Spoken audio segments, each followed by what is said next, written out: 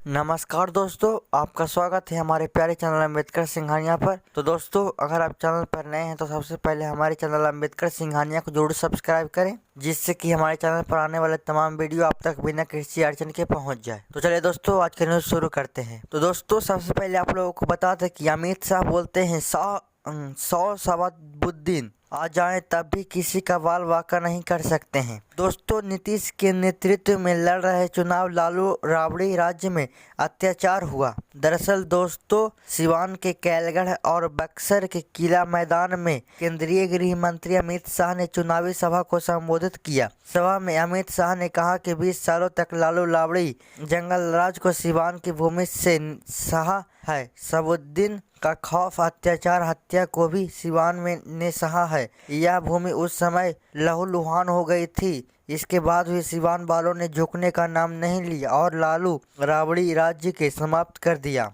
दोस्तों, उन्होंने कहा कि सहाबुद्दीन की धीराचार धारा को जीतने नहीं देंगे। सीएम नीतीश कुमार ने बिहार को जंगल राज से मुक्त किया और हम नीतीश कुमार के नेतृत्व में चुनाव लड़ रहे हैं। सहाबुद्दीन के बेटे को रघुनाथपुर से लालू यादव ने खुद टिकट दिया है। लेकिन मैं आज सिवान वालों को कहना आया हूं कि अब नरेंद्र मोदी और नीतीश कुमार का राज है। 100 सहाबुद्दीन आ जाए, किसी का वाल वाका नहीं कर सकते हैं। दोस्तों, गृह मंत्री ने बक्सर में कहा कि अपने दीपावली मनाई है, छठ पर्व भी मनाएंगे, मगर सच्ची दीपावली 14 नवंबर को होगी, जब लालू के बेटे का सुपाड़ा साफ हो जाएगा। नीतीश कुमार ने पूरे बिहार को जंगल राज से मुक्त कराया है। मोदी जी भी सरकार ने 11 वर्षों में देश भर के गरीबी को मुक्त राशन दे रहा है। तो देख सकते दोस्तों, यहाँ पर अमित शाह चुनावी मामलों के मामले में बोलते हैं कि पहले जंगल राज था और उन जंगल राज के मामलों का खत्मा किया है नीतीश कुमार ने। तो सोच समझ कर ही वोट दें और नीतीश कुमार को अपना सीएम बनाए बिहार का। इसी के साथ दोस्तों, सासाराम से कुशवाहा की पत्नी को राजद और बसपा से मिल रहा है टक्कर। दोस्तों, दूसरे चरण की 19 सीटों पर त्रिकोणीय संघर्ष। दोस्तों, 6 पर महागठबंधन आमने सामने। दरअसल दोस्तों, बिहार चुनाव के दूसरे चरण की 122 सीटों में से 19 पर त्रिकोणीय संघर्ष की संभावना बन रही है। 6 सीटों पर महागठबंधन के घटक दल ही आमने सामने हैं। दोस्तों, वहीं 5 सीटों पर बागी निर्दलीय उम्मीदवारों ने अपने पूर्व के दलों के प्रत्याशियों की नींद उड़ा दी है। जदयू के 2 बागियों गोपालपुर से गोपाल मंडल और दिनारा से पूर्व मंत्री जय कुमार सिंह खड़े हैं। गोपालपुर से जदयू के बुलो मंडल और दिनारा से रोमालो के आलोक सिंह की विपक्षी महागठबंधन के साथ साथ इन बागियों से भी सूझना पड़ रहा है।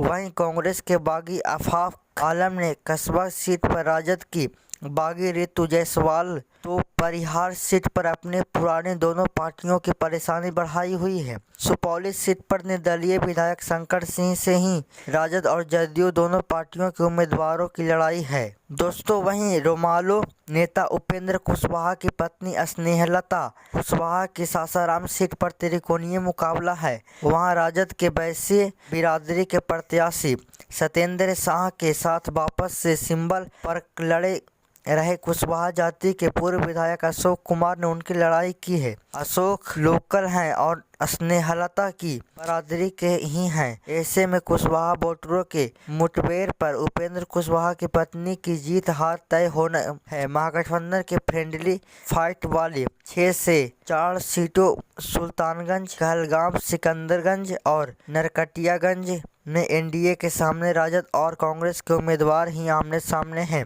दिलचस्प मुकाबला नरकटियागंज में है, जहां एनडीए उम्मीदवार संजय पांडे के सामने कांग्रेस के शासक केदार पांडे खड़े हैं, तो राजद से दीपक यादव खड़े हो गए हैं। तो देख सकते दोस्तों, इसके बगल में एक नोटिस भी है जिसमें 5 सीटों पर बागी निर्दलीय दे रहे हैं चुनौती। दोस्तों, आपके स्क्रीन पर ये बोर्ड दिख ही रहा होगा। इसमें बताने में बहुत ही ज़्यादा समय लग जाएगा दोस्तों, इसे खुद ही पढ़ ले। इसी के साथ दोस्तों, बिजनेस के मामले में चल जाए तो दुनिया के नई ट्रेडिंग व्यवस्था तैयार करने पर है चीन का जोर। दोस्तों, शेयर बाजारों में अमेरिका से दुगनी बढ़ोतरी। दोस्तों, चीन व्यापार युद्ध में अमेरिका को पछाड़ रहा है। दरअसल दोस्तों पिछले कई हफ्तों में अमेरिका चीन आमने सामने हैं। दोस्तों अमेरिका ने हाई टेक्नोलॉजी निर्यात पर रोक लगा रखी है, उच्च टैरिफ की चेतावनी दी है, तो चीन ने दुर्लभ खनिजों पर प्रतिबंध लगाए हैं। अमेरिकी वित्त मंत्री स्टॉक बेसेंट का कहना है कि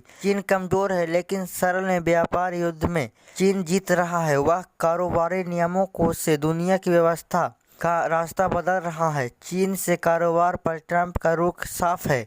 वे अधिक टैरिफ के साथ हाई टेक्नोलॉजी के निर्यात पर पाबंदी चाहते हैं। लक्ष्य चीन की मैन्युफैक्चरिंग ताकत को कमजोर करना है। वे टेक्नोलॉजी में चीनी बढ़त धीमी करना चाहते हैं। दोस्तों 6 महीने के बाद अमेरिका की तुलना में चीन की स्थिति बेहतर है। चीन ने साबित किया है कि वह अमेरिकी दबाव का मुकाबला कर सकता है।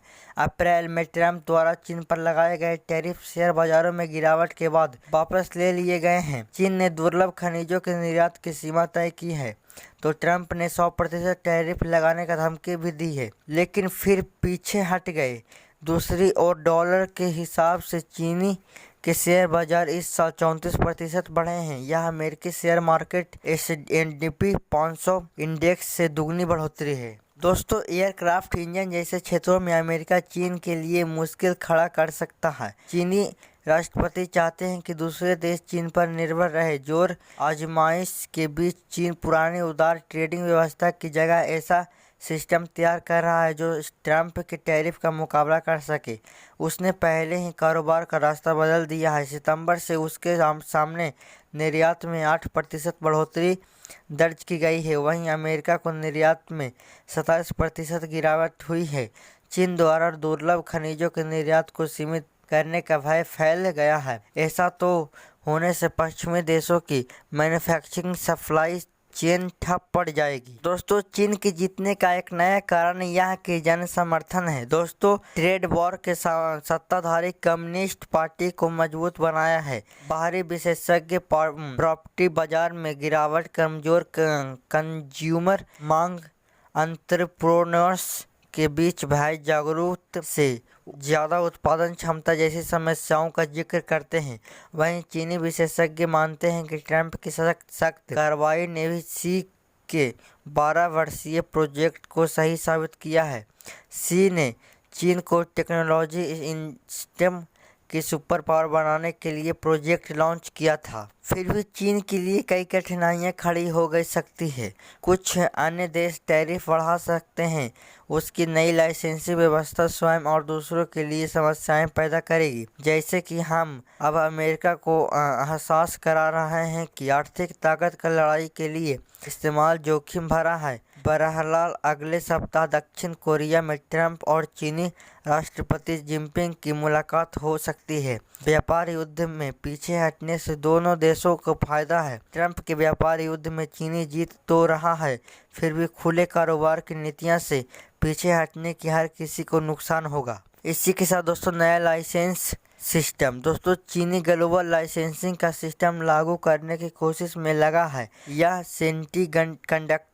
सेमीकंडक्टर इंस्टीट्यूट पर नियंत्रण के अमेरिकी तरीके से ज़्यादा कठोर होगा। चीन 70 देशों का सबसे बड़ा ट्रेडिंग पार्टनर है। बड़ा मैन्युफैक्चरिंग होने के नाते चीन व्यापारिक नियमों को कुछ और बदलाव कर सकता है और दोस्तों जैसे को तैसा जवाब दे रहा है चीन। दोस्तों ट्रंप ने अमेरिकी बंदरगाहों पर पहुंचने वाले चीनी कंटेनर जहाज़ों पर लंबी लगाई तो चीन ने भी लेवी लगा दी। चीन ने गूगल, एनवीडिया, क्वालकॉम जैसी अमेरिकी कंपनियों के खिलाफ एकाधिकार विरोधी जांच की धमकी से दबाव बढ़ाया है। उसने अमेरिकी सोयाबीन खरीदने से इनकार कर दिया है। पिछले साल अमेरिकी किसानों ने चीन को 1 लाख करोड़ रुपए का अधिक का सोयाबीन निर्यात किया था। तो देख सकते दोस्तों कैसे अर्थव्यवस्था के मामले में यानी कि इकोनॉमिक्स के मामले में अमेरिका और चीन के बीच घमासान तानाशाही चल रहा है। दोस्तों इसी के साथ दोस्तों यूपी के धर्मांतरण कानून पर उठाया सवाल। सवाल।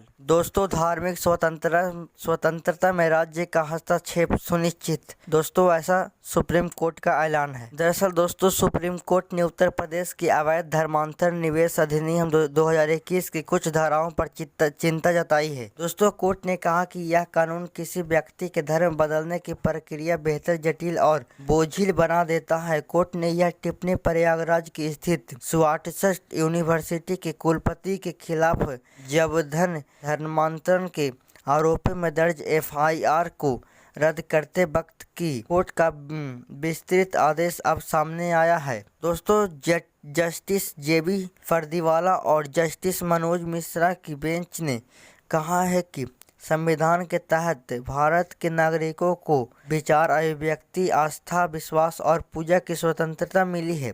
यह स्वतंत्रता देश की धर्मनिरपेक्षता की पहचान है। कोर्ट ने कहा कि कानून के तहत धर्मांतरण से पहले और बाद में जिला मजिस्ट्रेट को सूचना देना जरूरी है। इसके बाद मजिस्ट्रेट को पुलिस जांच के आदेश देने होते हैं। यह प्रक्रिया राज्य के हस्तक्षेप को दर्शाती है, जो व्यक्ति की निजी धार्मिक पसंद में दखल है। कोर्ट ने यह कहा है कि धर्म व्यक्ति की अंतरात्मा और विश्वास का विषय है और इसमें राज्य का हस्तक्षेप नहीं होना चाहिए। कोर्ट ने यह भी सवाल उठाया है कि धर्म बदलने वाले व्यक्ति की निजी जानकारी जैसी अस्थायी पता, निवास स्थान को सार्वजनिक करना क्या संविधान में दिए गए निजता के अधिकार के अनुरूप है। इसी के साथ दोस्तों, निजता और व्यक्तिगत स्वतंत्रता पर जोर। दोस्तों, कोर्ट ने एक्स पट्टी स्वामी और सफीन जमा मामलों का हवाला देते हुए कहा कि अनुच्छेद 25 में निजता का अधिकार भी निहित है। व्यक्ति को अपने धर्म और विश्वास की चुनने और उससे